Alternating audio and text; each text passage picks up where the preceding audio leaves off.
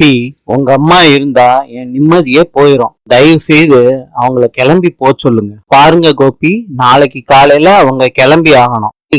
என் அம்மா என் கூட இருந்தாதான் நான் நிம்மதியா இருப்பேன். என் அம்மாவுக்கும் உங்க அம்மாவுக்கும் ஒத்தே வரமாட்டேது கோபி. இப்பனா உங்க அம்மாவ சொல்லுங்க கோபி. ஏதோ சொல்ல வந்தீங்கல்ல, சொல்லுங்க கோபி. ஒண்ணும் இல்ல ராதிகா. இப்பனா என் அம்மா போகணுமா? இப்படிதானே கோபி சொல்றீங்க? அப்படிலாம் சொல்லல ராதிகா. அப்படிதான் நீங்க சொல்ல வந்தீங்க. நமக்கு யாருமே சப்போர்ட் பண்ணாதப்போ எங்க அம்மா தான் சப்போர்ட் பண்ணாங்க. அவங்களே சொல்றீங்களா? நான் அப்படிலாம் சொல்லல கோபி. நீங்க அப்படிதான் சொல்ல வந்தீங்க. அம்மா நீ எங்க போற? அதிகா, நான் சந்துரு வீட்டுக்கே போறேன். அம்மா அந்த திடீர் முடிவு? அதிகா, உன்னையும் மயுவையும் கவனிச்சுக்கலான்னு தான் வந்தேன். எல்லாரும் அவமானப்படுத்துறாங்க. அவமானத்தை எல்லாம் தாங்கிக்கிட்டு என்னால இங்க இருக்க முடியாது. நான் போறேன். என்ன அத்தை இப்படி எல்லாம் பேசிக்கிட்டு இருக்கீங்க? யாரு உங்களை அவமானப்படுத்தினாங்க? நீங்க ஒன்னும் சொல்ல வேணாம் மாப்பிள்ள. ராதிகா கிட்ட பேசிக்கிட்டு இருக்கேன். ராதிகா, நான் போனா உன்னையும் மயுவையும் பாத்துக்க யாருமே இங்க இருக்க மாட்டாங்க. ரொம்ப கஷ்டப்படுவேன்னு எனக்கு நல்லா தெரியும். இருந்தும் நான் போறேன்னா வேற வழி இல்லாம போறேன். நீ ராதிகா உடம்ப பாத்துக்கோ. வேலை வேலைக்கு நல்லா சாப்பிடு. நீ ஒன்னும் போக வேணாம். ராதிகா, எனக்கும் போக வேணான்னு தான் ஆசை. வேற வழி இல்லையே. எனக்குன்னு இருக்கிறது நீ மாத்திரம்தான். நீயும் போயிட்டேன்னா நான் தனியாளா ஆயிருவேம்மா. ராதிகா, ஏன் இப்படி சொல்ற? உனக்கு நான் இல்லையா? நான் உன்னை பாத்துக்க மாட்டேனா? நீ உங்க அம்மா பேச்ச கேட்டுக்கிட்டு என்ன ஏதுன்னு விசாரிக்காம என்ன திட்டினீங்கல்ல. நீங்க எனக்குன்னு இருக்க போறீங்களா? எல்லா கதை சொல்றீங்க போங்க. நீ எங்கேயும் போவேனா, இங்கதான் இருக்கணும். மாப்பிள்ளையோட அம்மா என்ன இங்க இருக்க விட மாட்டாங்களே ராதிகா. அவங்க நாளைக்கு காலையிலே கிளம்பி போயிடுவாங்க. ராதிகா, நாளைக்கு காலையில கிளம்புறாங்களா? யார் சொன்னாங்க இந்த மாதிரி? நான் சொல்லலையே. நீங்க சொல்லலாட்டியும் அவங்க போய் தான் ஆகணும். அது ராதிகா, என் அம்மா எனக்கு முக்கியம். அதே மாதிரி என் அம்மாவும் எனக்கு முக்கியம் ராதிகா. அம்மா வருத்தப்பட்டு போறேன்னு சொல்றாங்க. அம்மாவை கோவப்படுத்தி நீங்க வெளியே துரத்துறீங்க ராதிகா. ராதிகா, நீ எவ்வளவு தூரம் சொன்னாலும் சரி, என்னோட அம்மா என் கூட தான் இருப்பாங்க, இருக்கவும் போறாங்க. பாத்தியா ராதிகா, அந்த அம்மா அவ்வளவு நாடகம் போட்டிருக்கு. ஆனாலும் கோபி அவர் பக்கம் தான் நிக்கிறாரு. உங்களுக்கு ஏதாச்சும் ஆச்சுன்னா நம்ம அவ்வளவுதான் போல இருக்கு. நான் கிளம்புறேம்மா. கிளம்பாதீங்கம்மா, என்னால தனியா கஷ்டப்பட முடியாதுமா. ராதிகா, என்ன கஷ்டப்பட சொல்றியா? இந்த விஷயத்துக்கு ஏதாவது முடிவு கட்டலாமா? இருமா, நீ பேசாம இருமா. மாத்திரை சாப்பிட டைம் ஆச்சுல்ல. மாத்திரை டப்பா எங்க வச்சிருக்கீங்க? நான் எடுத்துட்டு வரவா? மாத்திரை எல்லாம் சாப்பிட்டாச்சாமா? ரூம் எல்லாம் எப்படி இருக்கு? நல்லா இருக்காமா? வேற என்னமாச்சும் உங்களுக்கு வேணுமாமா? சொல்ல வந்ததை சொல்லு. நீங்க நல்லா இருக்கீங்களான்னு பாத்துட்டு உங்க கூட 5 நிமிஷம் பேசிட்டு போலான்னு வந்தேன். ஏன் நான் பேசக்கூடாதா என்ன? ராதிகா என்ன வீட்டை விட்டு போ சொன்னாலே அத சொல்றதுக்காண்டி நீ வரல, இப்படிதானே? அம்மா, ராதிகாவா? ராதிகா உங்களை வீட்டை விட்டு போ சொன்னாளா?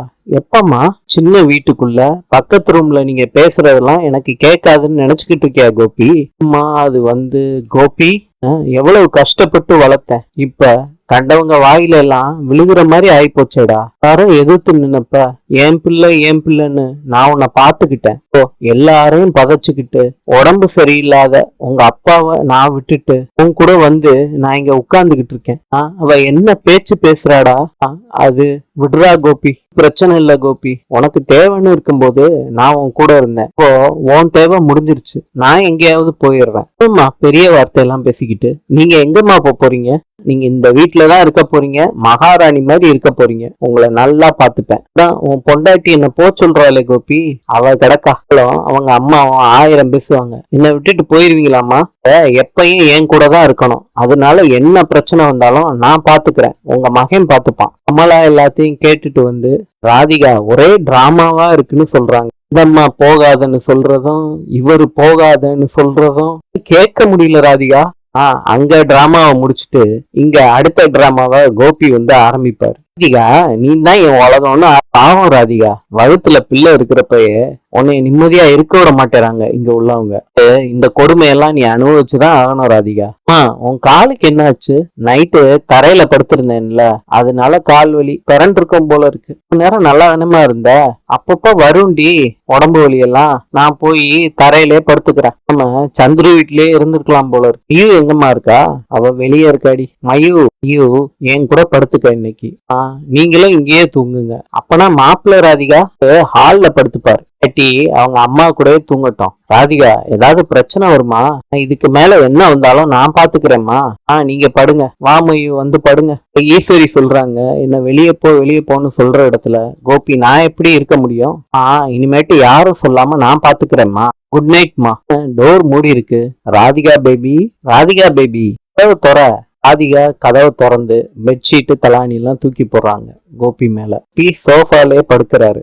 டிவி சொல்றாங்க பாக்கியா கிட்ட, குடிச்சிட்டு வந்தாங்கன்னா என்ன பண்றது, பெரிய அக்கப்போரால போயிரும். சரி செல்வி, குடிப்பவர்கள் அனுமதி இல்லைன்னு போர்டு போட்டுருவோம். சரியா செல்வி? குடிச்சிட்டு வர்றப்ப அந்த போர்டு தான் கண்ணுக்கு தெரிய போதாக்கும் பாக்கியாக்கா.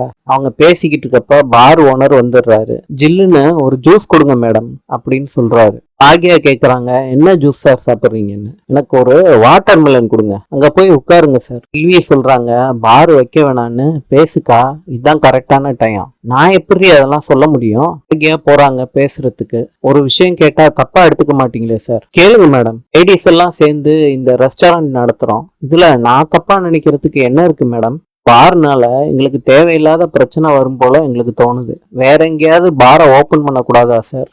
எங்க பார் வச்சா நல்ல வியாபாரம் நடக்குமோ அங்கதானே நான் பிசினஸ் பண்ண முடியும். விட்டுட்டு பக்கத்துல என்ன கடை இருக்குன்னு நான் எதுக்கு யோசிக்கணும்? இருக்க லேடிஸ் எல்லாம் கொஞ்சம் பயப்படுறாங்க சார், குடிச்சிட்டு வந்து தாராள் பண்ணிடுவாங்களோன்னு. அதான் மேடம், ஆம்பளைங்க பிசினஸ் பண்றதுக்கும் லேடிஸ் பிசினஸ் பண்றதுக்கும் உள்ள வித்தியாசம். இது ஆம்பளைங்க பிசினஸ் பண்ணாங்கன்னா இந்த பார்னால என்ன லாபம் வரும்னு தான் யோசிப்பாங்க. இருக்குமா ஜூஸ் சார்? வேற என்னமாச்சும் வேணுமா?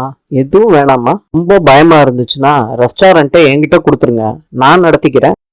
இப்பவே யோசிச்சு எதுவும் சொல்ல வேண்டிய தேவையில்லை. மெதுவா யோசிச்சு சொல்லுங்க. இப்படி சொல்லிட்டு போறாரு. வீட்டுல இருக்காங்க. செல்வி சொல்றாங்க, இந்த வீட்டுல ஒரு விஷயம் நடக்குது, கவனிச்சியாக்கா? செல்வி, ஜெனியும் செலியனும் அப்பப்போ மோதிக்கிறாங்க. நீயும் கவனிச்சிட்டியா செல்வி? ஆமாக்கா, முன்னாடி மாதிரி ஜெனி பாப்பா இல்ல. 2 மருமகளும் அடிக்கடி மோதிக்கிறாங்கக்கா. நான் கவனிச்சுக்கிட்டு தான் இருக்கேன். லேசா புகையும் போதே தடுத்துடலாம். பிள்ளைங்களும் நல்ல பிள்ளைங்க, சொன்னா புரிஞ்சுப்பாங்க. கூப்பிட்டு நல்ல விதமா பேசிடு. பாக்கியா கேக்குறாங்க அமிர்தா கிட்ட, உங்க 2 பேத்துக்கும் ஏதாவது சண்டையா? அதெல்லாம் இல்லம்மா, திடீர்னு ஜெனி என்னென்னமோ பேசுறாங்க கேக்குறாங்க, எனக்கு ஒன்னும் புரியலம்மா.